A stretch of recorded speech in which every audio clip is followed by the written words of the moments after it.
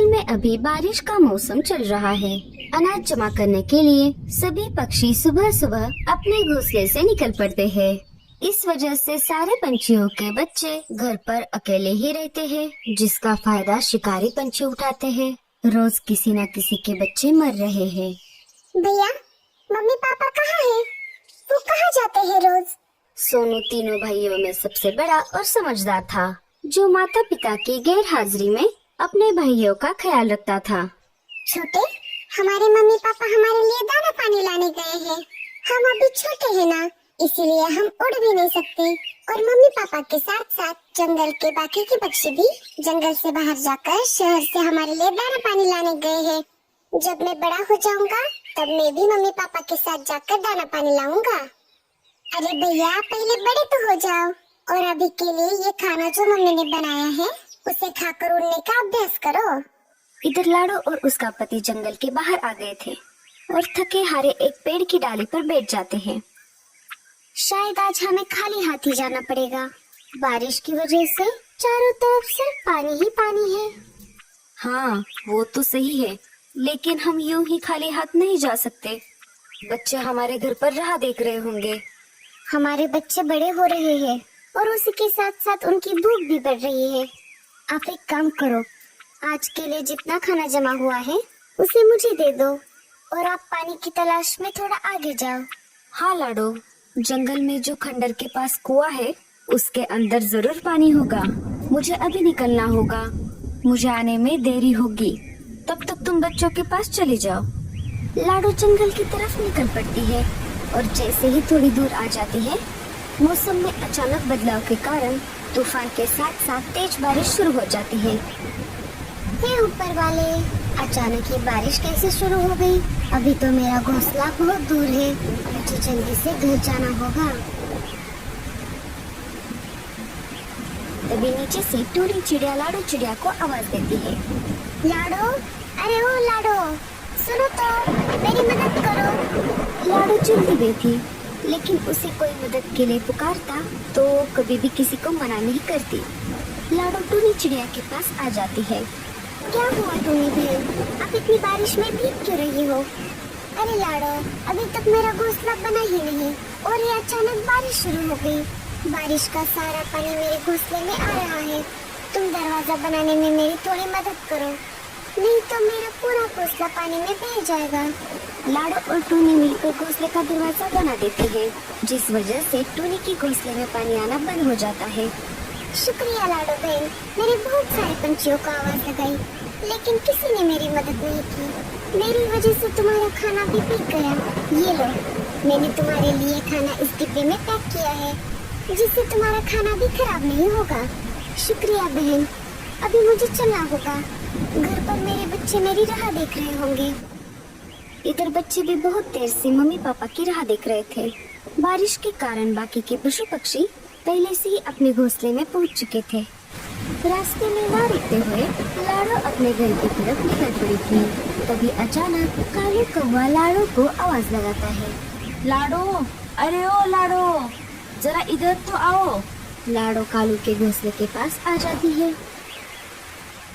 क्या हुआ कालू भैया, जल्दी बताइए। मेरे बच्चे घर पर अकेले हैं और आपको तो पता ही है, जंगल में शिकारी पंछी घूम रहे हैं। अगर मैं समय पर नहीं गई तो मेरे बच्चों की जान को खतरा हो जाएगा। ठीक है लाडो, तुम चली जाओ, मैं किसी और से मदद मांगता हूँ। कालू भैया, क्या हुआ? आपने मुझे बताया ही नहीं कि आपने मुझे क्यों बुलाया था। क्या आप किसी मुसीबत में हो? क्या बताऊँ लाडो, गोरी को 2 दिन से बहुत तेज बुखार है और डॉक्टर उल्लू चाचा जंगल से बाहर गए हुए हैं। मैं उनके आने की राह देख रहा था, लेकिन थोड़ी देर पहले ही गोरी का बुखार बहुत बढ़ गया है।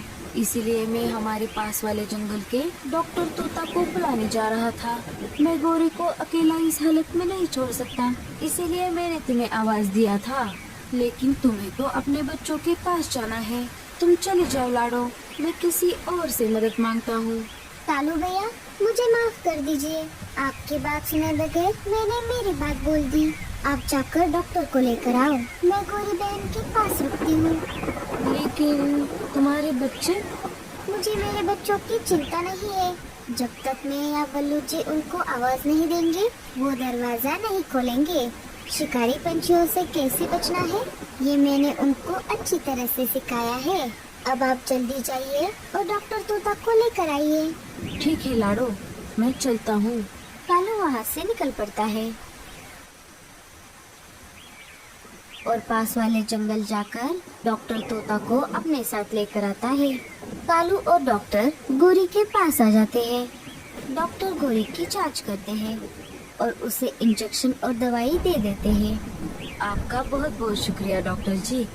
अच्छा हुआ कालू, तुमने मुझे बुला लिया। गोरी को बहुत तेज बुखार है, अगर थोड़ी और देर हो जाती तो उसकी जान को खतरा हो जाता। अब मैंने उसे दवाई और इंजेक्शन दे दिया है, वो अब जल्दी से ठीक हो जाएगी। अब मैं चलता हूँ। डॉक्टर तोता वहाँ से चले जाते हैं। लाडो, तुम्हारा बहुत बहुत शुक्रिया। तुम्हारे बच्चों की परवाह किए बिना तुमने मेरी मदद की। कोई बात नहीं कालू भैया, अब मैं चलती हूँ। लाडो वहाँ से निकल पड़ती है। वो थोड़ा और आगे आ जाती है। शायद बच्चे बारिश की वजह से नींद से जाग गए होंगे, मुझे जल्दी करना होगा। तभी नीचे से भूरा कौवा लाडो चिड़िया को आवाज दे देता है। लाडो, जरा इधर तो आओ, मेरा नया घर देखो जो मैंने चील से किराए पर लिया है। अरे वाह, घर तो बहुत सुंदर है भूरे, लेकिन तुम खुद भी तो बना सकते थे। ऐसा घर किराए पर लेने की क्या जरूरत है? मुझे किराया भरने में कोई दिक्कत नहीं है। चील मेरा बहुत अच्छा दोस्त बन गया है।